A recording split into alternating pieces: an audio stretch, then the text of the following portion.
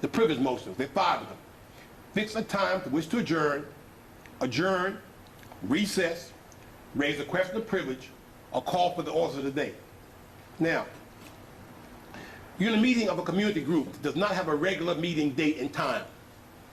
In those kinds of groups, normally the meeting date and time for the next meeting is set at the end of the meeting. Your babysitter will charge you a double hourly rate if you arrive home after 10 p.m. The time is now 9:30 p.m. and it will take you 20 minutes to get home. What should you do to ensure that you will know when the next meeting will take place before you leave? Those are the choices on the side. Who thinks they can tell me what motion to use? You don't know what time the next meeting is going to be. You got to leave. You have a right to know when to come back. This is not a regular organization where you have a meeting every month, the same time, same place. It's a community meeting. But meetings are set from time to time. I saw a hand over here. Yeah. Which one you want? You want me to talk? Fix a time to which to adjourn. Anybody agree with that? She says, fix a time to which to adjourn. Anybody want to disagree? Fix a time which to adjourn. That's what you want to do. You want to fix a time to which to adjourn. Now, it sounds a little strange for this reason. In this country, we think of the word adjourn to be equal to the word end. Right. But the word adjourn comes from the French, ajourner, which does not mean to end. It simply means to suspend.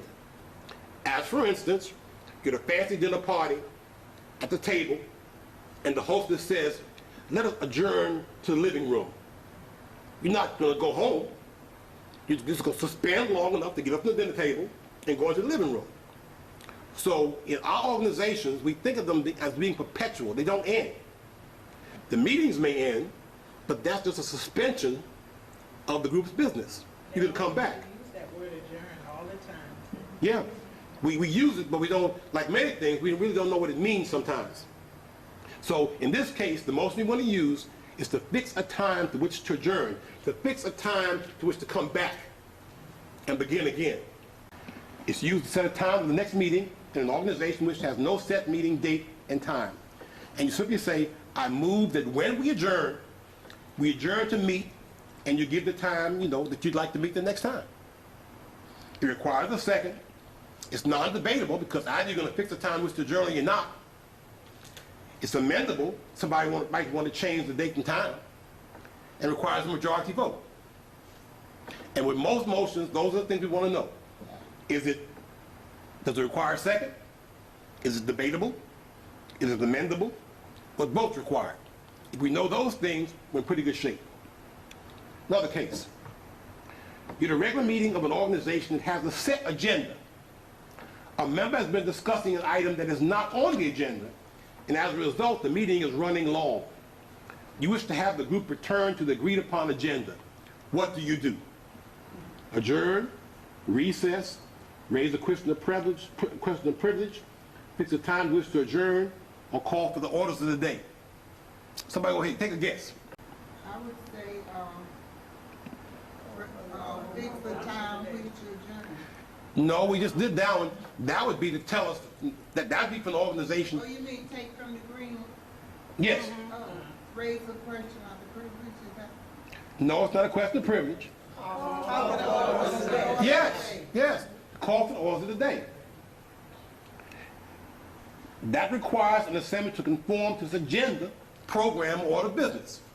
So if you're strayed away from the order of business, away from the agenda, that happens very often, and time is lagging on, and you want to get back to the agenda, which you all agreed in the beginning you were going to follow. You call for the orders of the day. It does not require a second because you're just asking the group to do what the group said you're going to do in the first place. It's non-debatable, because either you're going to do it or you're not going to do it. It's non-amendable for the same reason. It requires a majority vote. After a while, stuff starts getting logical. You think about the rule and what the rule can do. In the middle of a meeting, while a question is on the floor, you feel the need to speak to a select group of members for a few minutes to decide how those on your side of the question should vote on the pending question. How do you stop the meeting for a few minutes to talk to your people? Recess, that's right. Exactly. To authorize a short, immediate intermission while a motion is pending. And the language is very straightforward. I move to recess for a particular time or until a certain time. The language is I move, not I motion.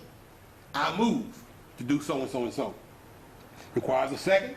It's non-debatable because once again, either you're going to recess or you're not. It's non-amendable for the same reason. Either you're going to do it or you're not. It requires a majority vote. The organization has invited several speakers who are not members of the organization to attend your meeting to make a presentation. But now, an item has come up in the meeting that is private and should not be discussed in front of outsiders. What do you do? Raise a question of privilege. Yes. You raise a question of privilege to request the guest be asked to leave the room for a few minutes.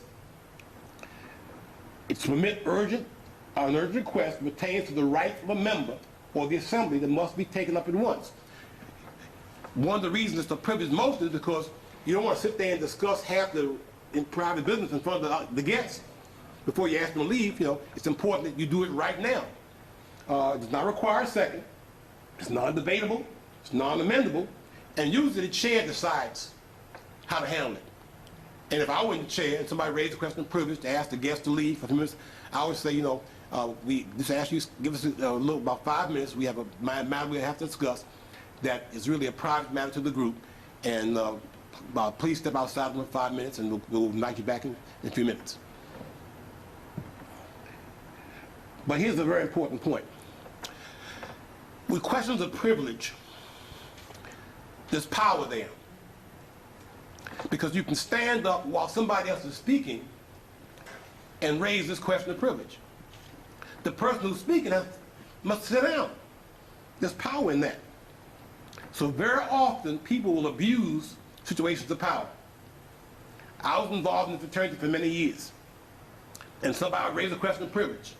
The most important question for the chair to ask them is, what is your question of privilege? If they start out like this, well, I've been in this organization for 45 years. That's not a question of privilege. That's just you're trying to speak some more. Interrupt somebody else to do it. So the chair should ask, what is the question of privilege? And it relates to safety of the assembly, comfort of members, illness or attacks, conduct of members. It does not have anything to do with the fact you've been in the organization 45 years or been president 25 years ago and want to speak again. In the middle of a meeting, someone mistakenly pulls out the cord to the speaker that provides sound to the rear of the room. And as a result, you cannot hear the discussion. What do you do? Somebody give me a good guess. Recess.